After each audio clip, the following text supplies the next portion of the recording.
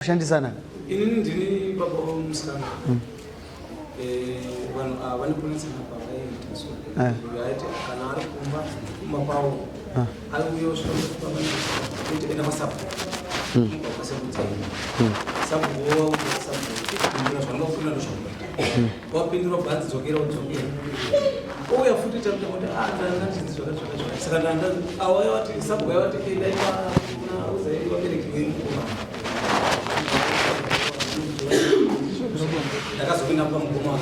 Mogara kupi? Sanyi. Sanyi. Sabu kwa mtu sabu kundiani? Jisabu kana? Ha? Roma koto. Okusanyi. Uyapa tuna. Village ani? Ha? 9. 9.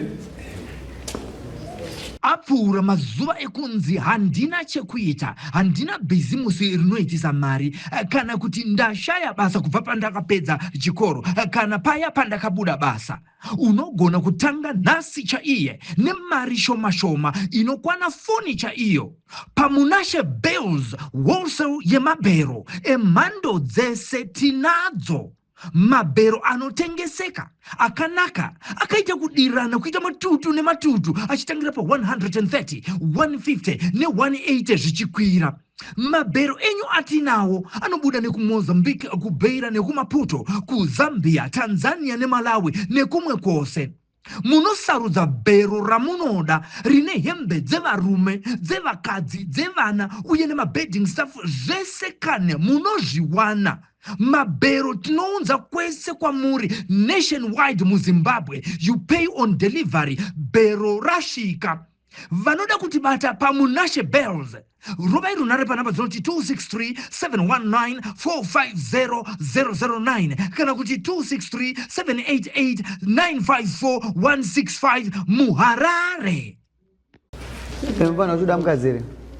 Mukadzi unomuda. Mukunetsani? Nyani kanitsani mukadzi wangu ndekuti mukadzi wangu akandindane pamwe. Vandinda kwenda kuchipatara wachakunda. Vauya vachakunda kunobatiswa vadzoka kumba. Vati ndabatwa pamwiri ndinapande. Hana kuya nikati. Ndamuti kati rikupi.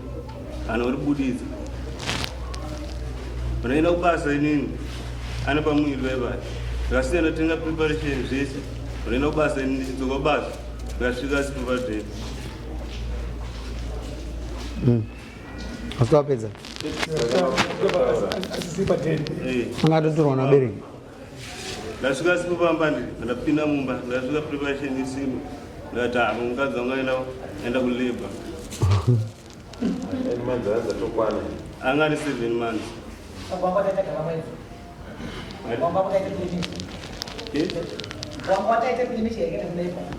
Ayo.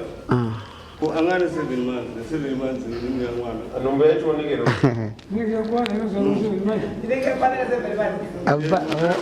Kampana. Alright. Mama mune numbe. Mama nayo.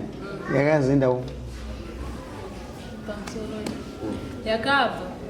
Ukaitika ndiko yakabva ine manzi mangani. Mama dzanga ndisingazive chinhu chakandikangoita ndakatinga pregnant test. Ndabva ndatoona kuti nemimba. Ndisati ndaenda. Iye ainditi anzimira ichiri diki uri kumhanyira kupi kuenda.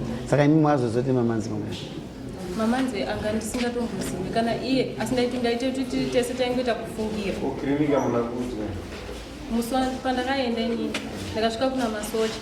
Saka akanditi akatongonditesta dhero ranga ri busy but munozodzoka kuchikura kwazisa kuonekera tuzokuti alright mama tazinzi mukadzi uri kumuda imba Mukadzi wangu ndomuda. unomuda ari kuya kuzokutora ati akuda kugadzisa nyaya kana adhara sako ndiani wako tada kuti pagadzikwe nyaya pane kakureswa karipo kandangogadziriswa.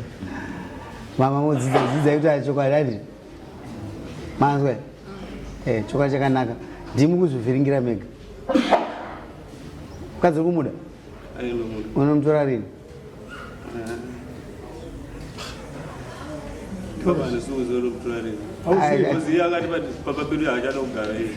Achogara pampenyi because environment anga ndimangogara pana vabereki akanyepa ari kucalculate zvinhu zvake. Saka Ndara, mwana wako ero? Tora mwana. Vana apo mwaizviita kuti awane attention. Mazvinzwisa. Zvakakanyika. But nyaya iripo ndekuti murora ndewenyu. Kana mimba pasina chitsotsi chiripo paona mwana uyu. Kwangu uri kunyepa chiri kwemimba. Pangaite dambudziko nai baba. Mwana mudiki.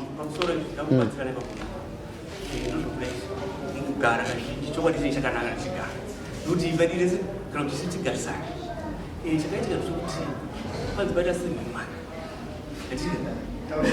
panzibata 7 months atisi 7 months idzi atisi ndobva vachiti iwe atenda production zvisapesa kana tikachese atichiita kuti isiitese tichiita kuti tinosungira adhara muri kuona zvandiri kuona here ndofunga musadzokera mashure ndakanzura zvese iyo mudhara ndokuziya kai saka indamubvudza ndokutaura ndatakanzura zvese vana venyu vanodika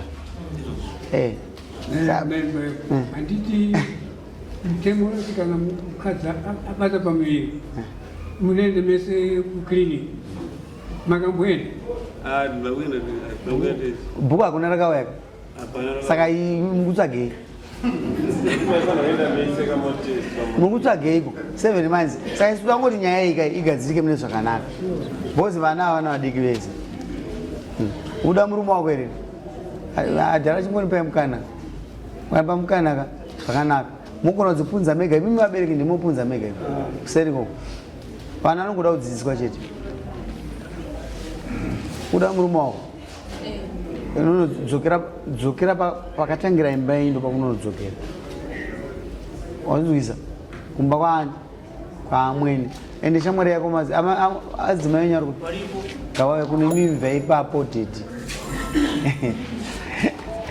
garai zvenyu ingoteererai adzimai ngawawe ndo shamwari munhu uyai mama uyai apa achatoda kudzidzisai chinyowani nekuti machina kudzikai iwisdom izvozvo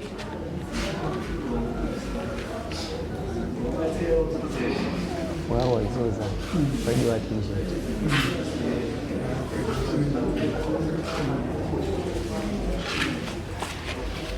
amai ini ndati mwana we adzoki kumba hai mumigadzikaini pakaresveka ipapa pada kungogadziriswa asi shamwari yake ndimi kai handizvozve ndoda kuti adzoke kumba ini ndoda kuti ateerwe mangwana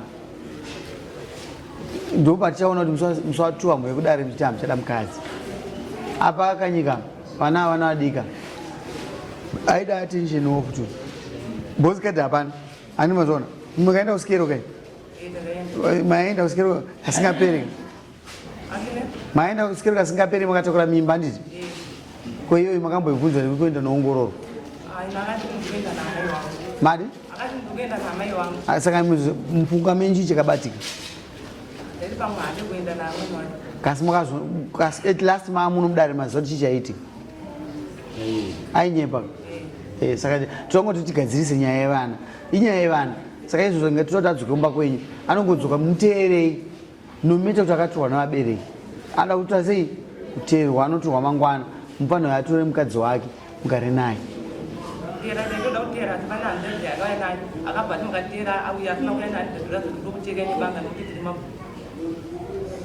izvi hazvitaurwa kwabhini kaizvo kwenyu ndokusati kuna nabhini kao ndikoko kutaurwa izvozvo kana ataura next time anoda kubumurwa muromo munomutsika iyoyo tikutoimira ndiri pano ini ndati tsika iyoyo ichamira imapanga ichamira zvokumira zviya toda kuti tive iye one family kwakapa munhu uko achida kurwisa isu tinoita sei tinobata kwenyu ndoko kwakapa example yokuti vanhu vangona kubatana amai vakapondwa vaichi chakaitika vakabatwa nani nevanhu saka muno toda kugadzira chinhu chedu hamuna munhu anotaura kuti kucheka nebanga mwana anofanira kuteerwawo wazvinzwa here sabhuku you should be an exemplary munyika medu uri sabhuku une mwana akanganiswa ndizvozvo unouya sei kudari kwamambo uchireva pfuma yeti uriwo une mwana wako kumba kwake hazvibude ende unoudza mwana wako atara nyaya yebanga that must be first and last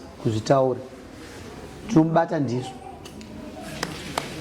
hatiri kuzvinzwa muno mizvozvo taurai nguru mune shungu steren Indine chikumbiro pamukwasha uyu. Mukwasha uyu zvinoda chaizvo. mati Zvinoda chaizvo. Zvinotozikanwa nebridge sokukwasha uyu. But mukwasha uyu haana respect. Kana ndikatomushedzawo zvezvoti mukwasha uyu. muchidadira naye zvokuwirirana kuti tiite zvepanga pedu. Since achitorana nemwana uyu andinoziva. Hamita zi?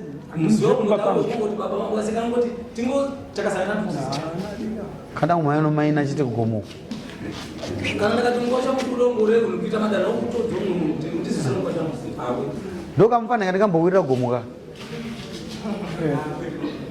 handiko ndikaka kamufana hauna kuchinja unhu here mbana ndakamira nako futi kakalekchera kunyeperera saka chii chiri kuitika kwauri aiwa ivava ndapedza nauyu iva baba ivava takazoona nguva tese kunyepera saka imimi nhasi makuya muno mukuti mada kundinyadzisa futi zvinowanikwa kasi ndakaona mukana nemi usina vamwe vanhu uyu ndakaona nguva naye mfana ndomuziva zvokutomuziva zvokudaro mfana tagare nemba iyo indini futi kunyeperera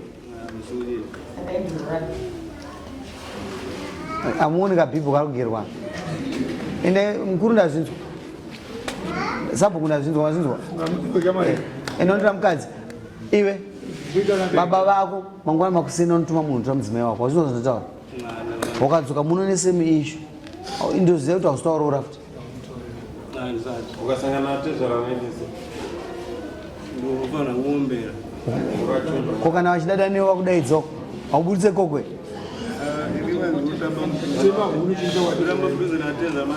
andiri baba vako ka here munhu kuti enda unopatezo rangu agara patingidi unodaro mboidaro maita ene musaina inondira mukadzi mangwana hanzi ndikukuda ndozvamoda kuziya